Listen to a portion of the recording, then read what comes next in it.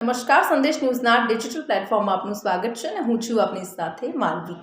ઈપીએફઓએ નોકરી કરતા લોકોને એક મોટી રાહત આપી છે, જેમાં હવે જેને યુએએન એટલે કે યુનિવર્સલ એકાઉન્ટ નંબર એક્ટિવ કરવાનો બાકી હોય અથવા તો બેંક સાથે આધાર લિંક કરવાનું બાકી હોય તો હવે તેની સમય મર્યાદા વધારી દેવામાં આવી છે, એટલે કે ડેડલાઇન હવે રહેશે 15 માર્ચ। એટલે કે 15 માર્ચ સુધીમાં તમારે જો યુએએન એક્ટિવ કરાવવાનો બાકી હોય અથવા તો બેંક સાથે આધાર લિંક કરવાનું બાકી હોય તો તમે 15 માર્ચ સુધી કરાવી શકો છો।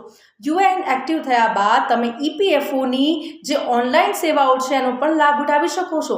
તો જે લોકોને યુએએન નંબર એક્ટિવ કરવાનો બાકી હોય તો એ કરાવી દેજો, અને સાથે જ બેંક સાથે આધાર લિંક કરવાનું બાકી હોય તો એ પણ કરાવી દેજો, જેની છેલ્લી તારીખ છે 15 માર્ચ। તો આવા જ ઇન્ફોર્મેટિવ વિડીયોઝ જોવા માટે સંદેશ ન્યૂઝના ડિજિટલ પ્લેટફોર્મ સાથે જોડાયેલા રહો।